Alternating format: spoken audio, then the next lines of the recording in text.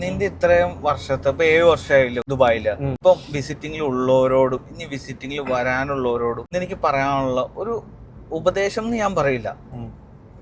എനിക്ക് ഇത് ചെയ്യുവാണെങ്കിൽ അവരെ രക്ഷപ്പെടുമെന്ന് തോന്നുന്ന ഒരു കാര്യമുണ്ടല്ലോ, അതെന്താണത്?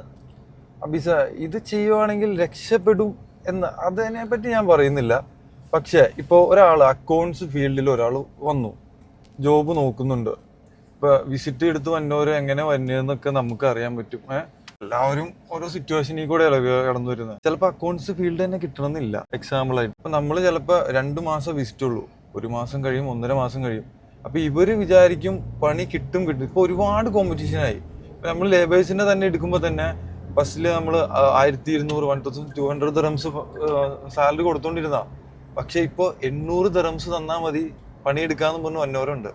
അപ്പൊ നമ്മൾ ഏത് ചൂസ് ചെയ്യും? മനസ്സിലായോ? നമുക്ക് ആരും കൊണ്ടുപോയി തരാനില്ല എന്നുള്ളൊരു മനസ്സിലൊരു ചിന്ത ഉണ്ടെങ്കിൽ നമ്മൾ ഉറപ്പായിട്ടും ജോലി കിട്ടും. എന്ത് പണി ചെയ്യാം നമുക്ക് എന്നുള്ളൊരു കോൺഫിഡന്റ് ഉണ്ടെങ്കിൽ മസ്റ്റ് ആയിട്ടും ജോലി കിട്ടും. ജോലി കിട്ടാണ്ടിരിക്കില്ല. പിന്നെ ഞാൻ ആദ്യം പറഞ്ഞത് നല്ല വളക്കൂറുള്ള മണ്ണ UAE, Dubai, United Arab Emirates എന്ന് പറഞ്ഞാൽ നല്ല വളക്കൂറുള്ള മണ്ണ. ആയ കാലത്ത് അങ്ങോട്ട് ഇട്ട് കഴിഞ്ഞാൽ നമ്മൾ കയറി ഇരുന്ന് കഴിക്കാം നമുക്ക്. അത്രേ ഉള്ളൂ.